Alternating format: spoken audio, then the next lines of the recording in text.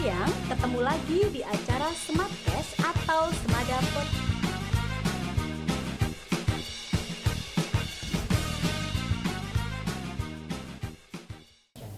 Halo, selamat siang, ketemu lagi di acara Smartcast atau Semada Podcast. Pada ngobrol asik kali ini dengan saya Kak Uma sebagai pembawa acara, kita akan membahas mengenai 3 dosa besar dalam pendidikan. Sebelum podcast kita mulai atau ngobrol asik ini kita mulai, tentunya kita harus memperkenalkan terlebih dahulu nih dengan narasumber kita. Halo semuanya, saya Kak Diah Kusuma Ayucaheningrum. Di sini saya sebagai guru bahasa Jawa Kak Uma di SMA Negeri 2 Klaten. Oke, terima kasih. Mungkin untuk perkenalan dengan narasumber cukup saja. Oke, tadi kita akan membahas mengenai 3 dosa besar dalam pendidikan, ya, supaya pendengar tidak bingung ya mengenai tema yang akan kita bahas. Kak Diah, boleh nggak nih menjelaskan mengenai 3 dosa besar dalam pendidikan? Oke Kak Uma, terima kasih waktunya, kesempatannya. Halo semuanya, untuk 3 dosa besar pendidikan. Nah ini dari namanya dulu nih, 3 dosa besar. Nah kayaknya kayak kita mendengar kata-kata dosa itu seperti sebuah kesalahan yang terbeban dalam pundak kita ya, yang nantinya akan bertumpuk-tumpuk. Ditambah lagi 3 dosa besarnya, seakan-akan dosanya tingkatnya tinggi banget nih Kak Uma. Iya. Nah 3 hal ini yang disampaikan oleh Pak Menteri Pendidikan kita, yakni Pak Nadiem Makarim. Beliau menyampaikan bahwa jangan sampai 3 hal atau 3 dosa besar ini menjadi kayak seperti bom atom yang berdampak pada semua warga sekolah, khususnya di satuan pendidikan. Nah, 3 dosa besar ini Kak Uma, di antaranya yang pertama adalah perundungan atau yang sering kita dengar dengan kata bullying. Kemudian yang kedua adalah kekerasan seksual, dan yang ketiga adalah intoleransi. Nah, ketiga ini Pak Menteri menyampaikan bahwa kita harus melakukan upaya pencegahan dengan berbagai program yang ada, di mana 3 hal ini akan menjadi bibit Kak Uma, bibit-bibit bahwa akan adanya sesuatu hal yang fatal dan mengakibatkan tujuan pendidikan di Indonesia tidak tercapai, gitu Kak Uma. Oke, terima kasih. Jadi mengenai 3 dosa besar dalam pendidikan itu berarti tidak harus kita lakukan ya, dan kita harus mencegahnya ya Kak ya. Betul sekali. Lalu fenomena yang sering Kak Diah temukan di lingkungan SMA Negeri 2 Klaten itu yang bagaimana Kak? Oh iya, terkhusus di SMA 2 Klaten, di mana setiap hari pagi sampai sore ya Kak Uma, Senin Iya. sampai Jumat kami hadapi bersama-sama. Saya yakin tidak hanya di SMA 2 Klaten, tapi di seluruh sekolah yang namanya, kita mulai dari yang pertama ya Kak Uma ya, perundungan atau pembulian. Ini pasti di semua sekolah pasti ada dan awam terjadi. Tetapi dari semua itu bisa kita atasi dengan berbagai program sekolah. Nah, nanti yang kedua adalah kekerasan seksual. Nah, kekerasan seksual ini bisa ditemukan ketika anak-anak itu sering mungkin menyentuh pundak temannya, atau tidak sengaja mungkin menyentuh pantat temannya, dimana di usia mereka sekarang mungkin usia SMA ya, rata-rata SMA, SMK seperti itu, dimana usia mereka itu sedang gimana ya Kak Uma, hormonnya sedang up gitu ya, Berusaha menemukan jati diri ya Kak ya? Katakanlah tegangannya sedang tinggi. Oh ya, tegangan. Gitu. Wow. Jadi antaranya laki-laki dan perempuan itu punya kedekatan dan punya rasa Rasa yang bagaimana Kak? rasa yang mungkin berbeda mereka rasakan Iya.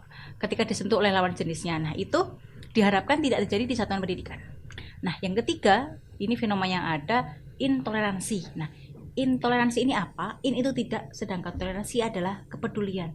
Jadi sudah hilangnya rasa peduli anak-anak, atau mungkin jangan sampai ini pendidik gitu ya, khususnya ini untuk anak-anak atau siswa, hilangnya rasa kepedulian mereka terhadap semua hal, baik itu seperti kondisi temannya, kondisi gurunya, atau keadaan lingkungan sekitar yang sedang mereka hadapi. Jadi ketiga hal ini, tadi bullying, kemudian kekerasan seksual, kemudian intoleransi, itu sebetulnya lumrah di satuan pendidikan, karena kita juga di masyarakat ya Kak Uma. Cuman 3 hal ini yang harus kita cegah, dan itu perintah dan dawuh dari Pak Menteri ya, kata bahasa Jawanya dawuh Kak Uma, untuk benar-benar kita cegah dengan berbagai program yang ada. Oke. Gitu Kak Uma. Ya, terima kasih ya Kak Diah ya untuk penjelasannya mengenai 3 dosa besar dalam pendidikan. Tadi udah dijelaskan oleh Kak Diah. Yang pertama adalah perundungan, Betul. kekerasan seksual, dan Iya. intoleransi. Iya. Lalu bagaimana caranya Kak Diah nih selaku guru bahasa Jawa ya tentunya ya, apalagi berhubungan dengan intoleransi. Mungkin nggak sih Kak Diah pernah nggak melihat anak didik Kak Diah itu menerapkan tentang intoleransi, misalkan kepada guru ataupun kepada teman, itu pernah tidak Kak Diah melihat hal demikian? Nah, oke, untuk melihat fenomena yang ada nih, intoleransi itu ya ini sebuah dampak dari adanya teknologi adaptation ya. Kita sudah memegang apa namanya ini Kak Uma, HP, gadget. Nah, ini akan punya dampak sosial, terkhusus untuk intoleransi. Ketika anak sudah pegang HP, nah mungkin kefokusan mereka sudah fokus kepada fokus dengan gadget ya, yang Kak, mereka pegang. Nah, ini ketika ada orang berbicara di depan mereka dan mereka masih menggunakan HP walaupun mereka mendengar, tapi itu sudah menunjukkan bahwa ini intoleransi. Nah, ini perlu kita ya pencegahannya tentu dengan verbal, dengan peringatan, dengan peneguran seperti itu Kak Uma. Nah, walaupun sebenarnya itu lumrah terjadi di sekolah, termasuk kaitannya dengan perundungan Kak Uma. Mungkin di sekolah-sekolah Kak Uma juga mungkin dulu di sekolahnya juga biasa ya ketika kita dibully atau dirundung, kemudian misalnya nih salah satunya perundungan itu kan berbagai macam, bisa perundungan berupa fisik, bisa perundungan berupa verbal, dan perundungan-perundungan yang lain. Nah, itu verbal misalnya ya, kita sering dengar atau sering melihat anak-anak tuh memanggil teman-temannya dengan nama ayahnya nih. Nama ayahnya, mungkin ayahnya namanya Agus seperti itu. Nah, manggil anaknya dengan Gus, Agus seperti itu. Nah, mungkin tidak semua anak nih bisa menerima seperti itu, Kak Uma. Mungkin zaman kita dulu seperti hal yang biasa ya. Nah, teman-teman bilangnya itu mungkin bercanda atau guyon. Sekarang mungkin terjadi dengan bercanda seperti itu. Tapi di era sekarang itu jadi kasus yang dinamakan pembulian atau perundungan. Nah, ini diharapkan tidak terjadi lagi di satuan pendidikan atau dimanapun, karena apa? Dampaknya bisa kecil sampai ke yang besar Kak Uma. Nah, ke yang kecil ini mungkin dia merasa minder atau mungkin marah dengan teman yang sudah mengatakannya, tapi dampak yang besar atau resiko yang besar, anak ini punya gangguan psikis. Nah, karena tidak semua anak mentalnya itu kuat untuk menghadapi fenomena pembulian semacam ini. Mungkin dikiranya itu hal yang ringan ya Kak Uma, tapi ternyata dia bisa menjadi dampak yang besar. Oke, gitu. Tadi Kak Diah sempat mengatakan tentang perundungan verbal ya, dengan menyebut nama orang tuanya. Itu saya mau mengulik lagi nih Kak. Kalau dulu itu menyebut nama ayahnya misalkan dengan Bejo ataupun Tejo, itu hal yang biasa dan kita menganggap itu hanya sebagai lelucon biasa. Tapi kalau di era sekarang, kenapa anak ketika dipanggil nama ayahnya itu merasa dia itu dibully atau merasa dirundung lah. Itu saya tuh penasaran ya Kak Diah ya, itu faktor penyebabnya tuh apa sebenarnya? Nah, ini sejauh riset yang pernah saya perhatikan kepada anak-anak, ini memang tidak semua anak tuh mentalnya kuat Bu Uma. Jadi kita melihat fenomena yang ada bahwa anak-anak selama 24 jam itu 8 jam bersama kita, tapi 12 jam di mana dia rumah. Dia di rumah atau mungkin dalam pengawasan orang tua, walaupun dia di luar main atau seperti apa, tapi ketika sudah keluar dari gerbang sekolah, mereka kembali kepada tanggung jawab orang tua. Nah, melihat ini bukan berarti kami atau guru menyalahkan orang tua, tidak, tapi latar belakang anak-anak yang berbeda-beda. Mungkin ada misal satu anak ini Kak Uma, dia dengan keluarga yang utuh. Keluarga yang utuh.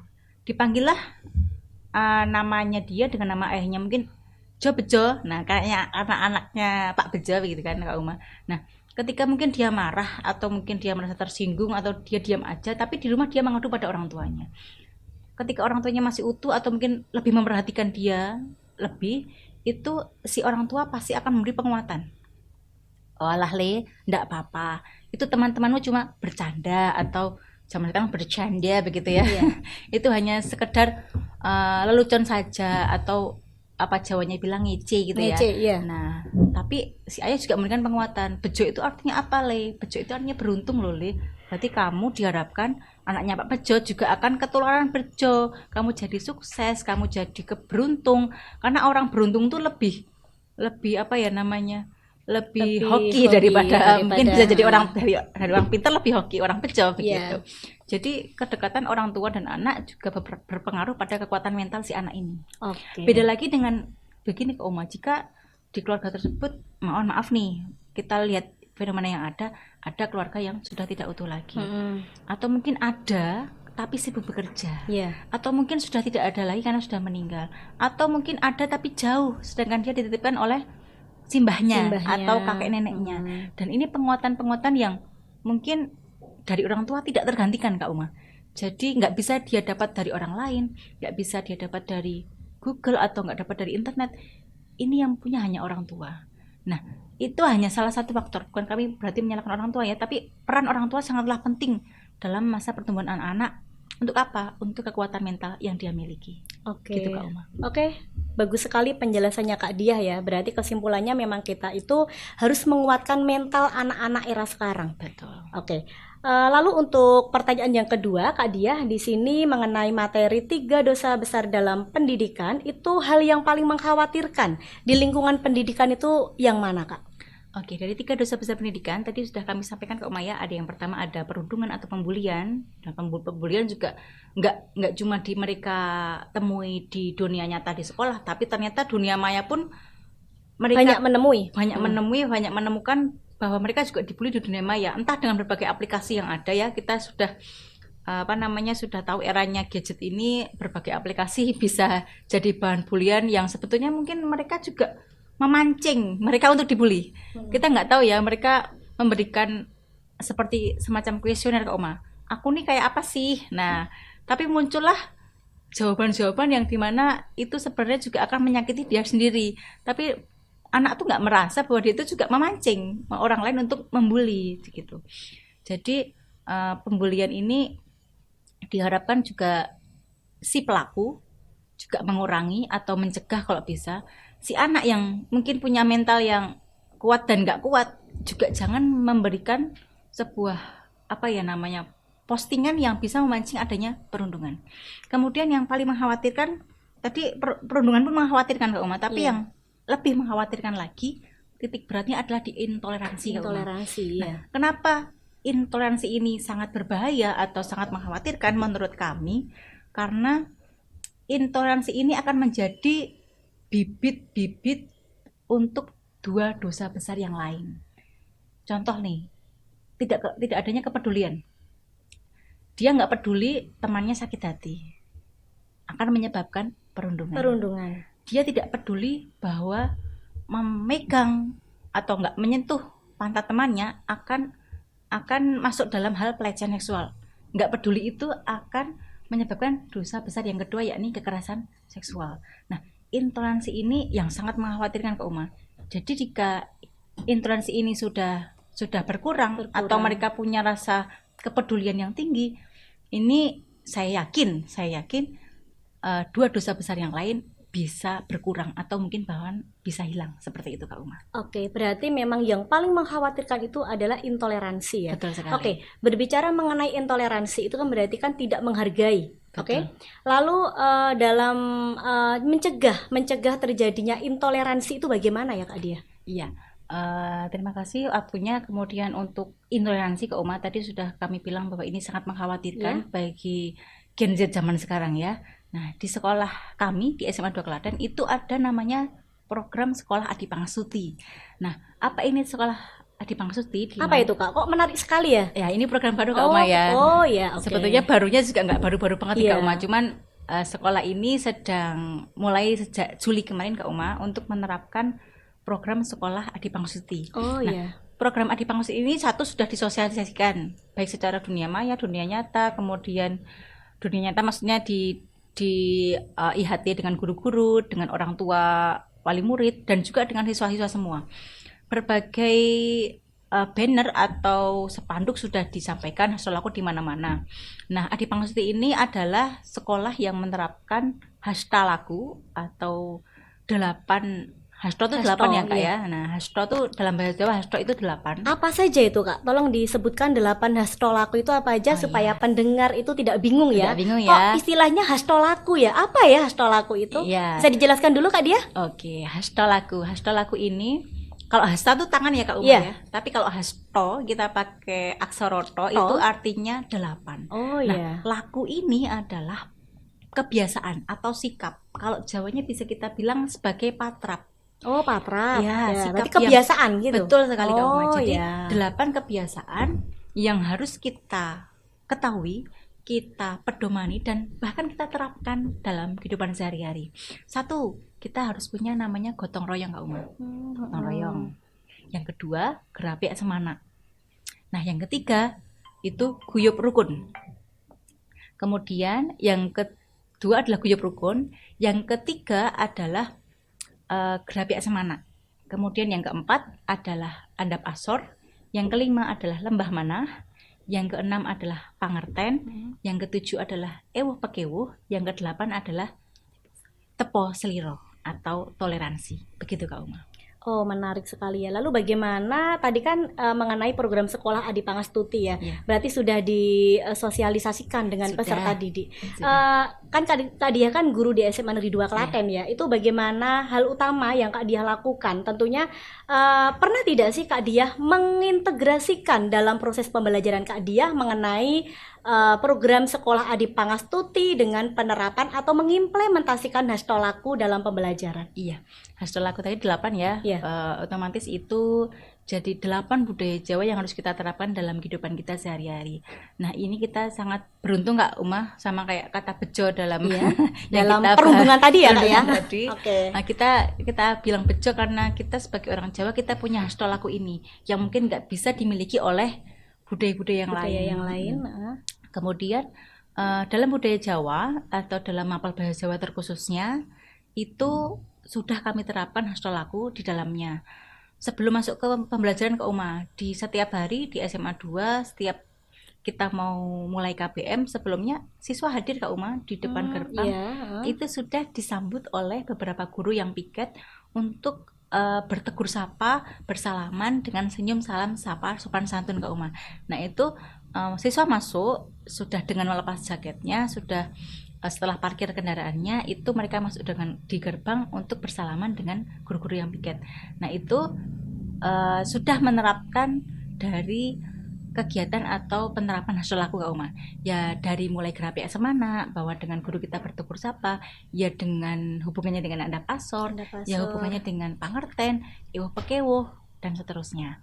Nah, itu di lingkungan sekolah. Tentu ketika bertemu dengan guru, walaupun itu bukan guru yang mengajar atau mungkin ketika istirahat itu siswa tetap bertegur sapa dengan guru.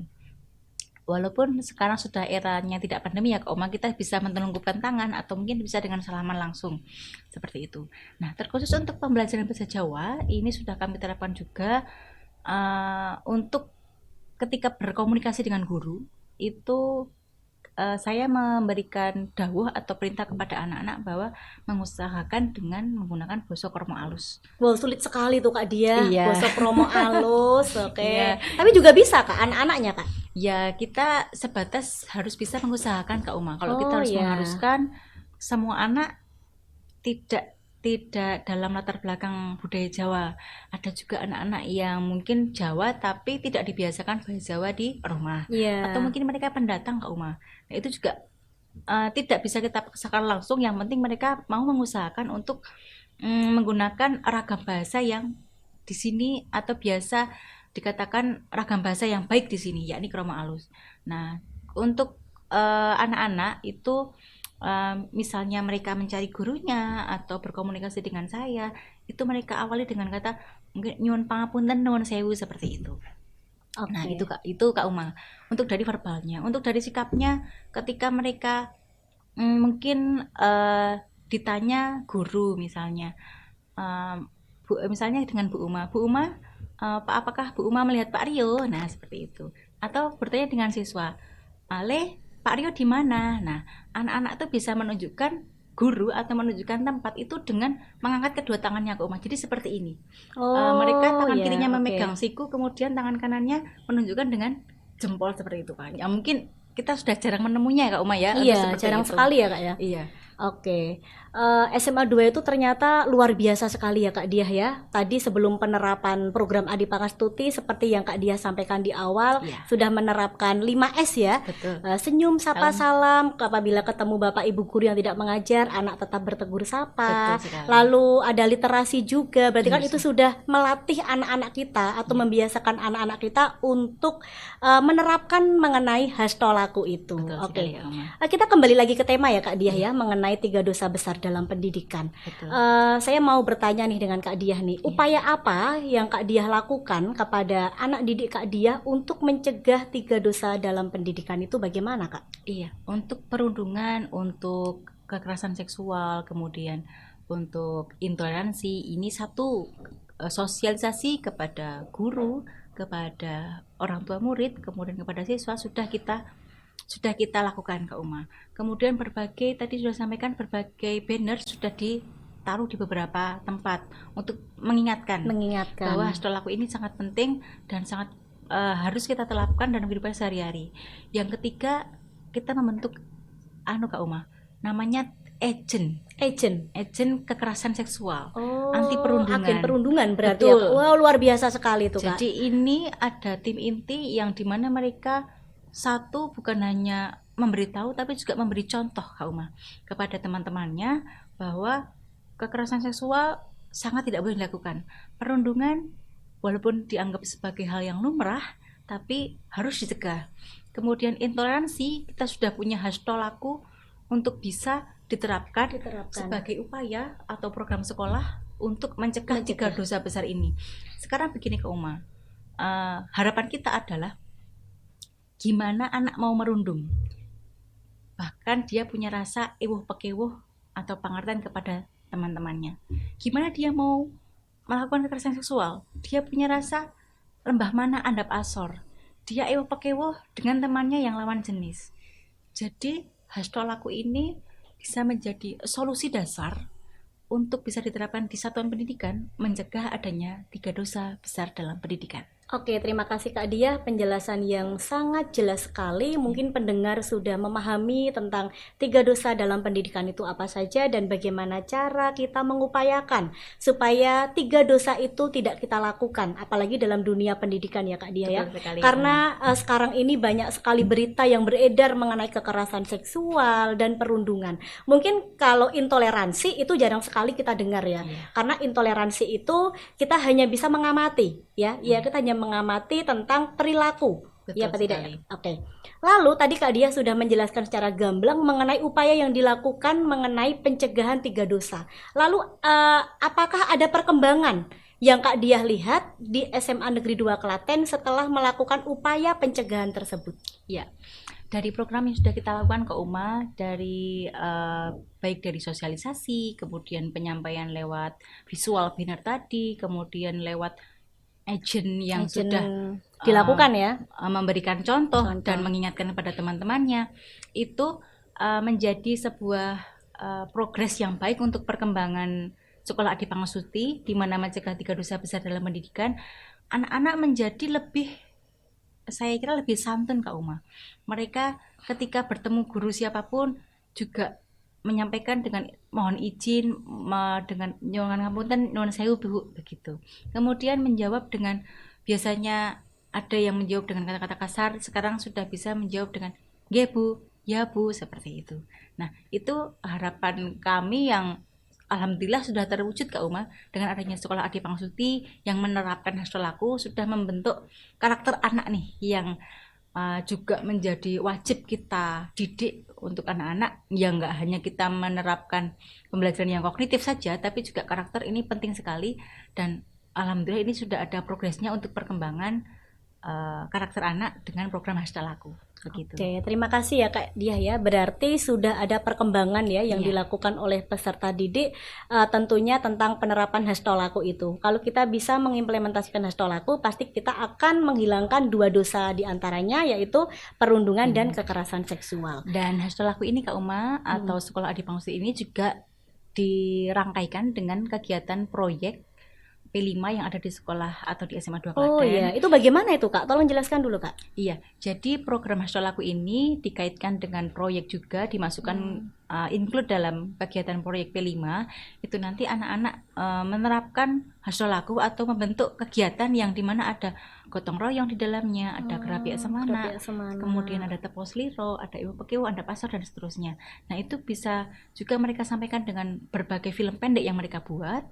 Kemudian mereka juga membuat Kak Uma, seperti visual grafis untuk mereka sampaikan kepada teman-teman yang lain juga, baik secara poster bisa ditempelkan di tembok-tembok sekolah, di dinding sekolah, atau juga mereka membuat infografis untuk disampaikan di media sosial yang mereka miliki. Begitu. Berarti tentang Hashtag Laku itu sudah diimplementasikan dalam kegiatan proyek ya Kak sudah, ya? Kak, tentunya asik banget apa enggak Kak tentang kegiatan proyek itu? Jadi teman-teman atau siswa-siswa di SMA 2 jadi lebih antusias Kak Uma untuk bisa mengerti Hashtag Laku. Bukan hanya mereka disuruh bersikap, tapi juga mereka sedikit-sedikit menjadi agent juga untuk menyebarkan Hashtag Laku ini, tidak sekedar untuk menyampaikan, tapi juga mengimplementasikan dalam kehidupan mereka sehari-hari. Oke, kalau dalam diimplementasikan dalam P5 atau proyek penguatan profil pelajar Pancasila itu masuk dalam tema apa Kak? Kok sepertinya menarik sekali. Itu kemarin masuk dalam tema kearifan lokal juga bisa. Kemudian masuk dalam kebinekaan juga bisa Kak Uma. Jadi walaupun kita berbeda-beda ya dalam kebinekaan itu, kita harus tetap gotong royong, harus menjunjung tinggi yang namanya gerapiak semana, di mana anak-anak muda itu kan harus punya watak atau karakter di mana dia gerapiak, atau dalam istilah bahasa Indonesia namanya ramah tamah. Jangan sampai anak muda kok terlalu fokus dengan gadgetnya sampai dia tidak punya rasa toleransi atau adab yang baik untuk bisa menghormati lawan bicaranya. Lebih seperti itu. Oke, terima kasih Kak Diah untuk penjelasan mengenai 3 dosa besar dalam pendidikan. Ini yang terakhir ya Kak Diah ya. Apakah ada harapan atau pesan yang akan Kak Diah sampaikan kepada seluruh warga sekolah atau anak didik Kak Diah ya, karena Kak Diah kan di sini selaku guru bahasa Jawa di SMA Negeri 2 Klaten. Harapan Kak Diah apa atau pesan Kak Diah apa yang akan disampaikan oleh mereka supaya tidak terjerumus dalam 3 dosa dalam pendidikan? Iya, terima kasih untuk harapan dan pesan untuk anak-anak semua, siswa-siswa saya, dan mungkin Bapak Ibu guru pendidik juga. Kita sama-sama belajar di sini untuk bisa menerapkan Hashtag Laku sebagai salah satu program sekolah, yakni Adi Pangastuti, di mana program ini untuk mencegah adanya 3 dosa besar dalam pendidikan. Anak-anak yang kusayangi, kita lah bisa teknologi adaptation, tapi kita jangan lupa bahwa kita adalah orang Jawa yang punya nilai-nilai luhur budaya Jawa, termasuk Hashtag Laku tadi, 8 tadi, ada gotong royong, ada gerapiak semana, ada guyub rukun, ada lembah manah, ada pasor, kemudian ibu pekewo dan tepos liro. Itu harus kita junjung tinggi, harus kita bisa terapkan dalam kehidupan kita sehari-hari demi terciptanya karakter kita, di mana kita tidak hanya berilmu tapi juga beradab. Gitu aja Kak Uma. Oke, terima kasih Kak Diah. Mungkin untuk podcast pada sore hari ini cukup sekian. Terima kasih Kak Diah sudah meluangkan waktunya ngobrol asik dengan saya. Sama-sama Kak Uma. Supaya semoga besok kita bisa bertemu lagi ya Kak Diah ya. Oke, terima kasih Kak Diah. Oke, podcast Semada untuk berbincang-bincang asik pada sore hari ini cukup sekian. Selamat sore.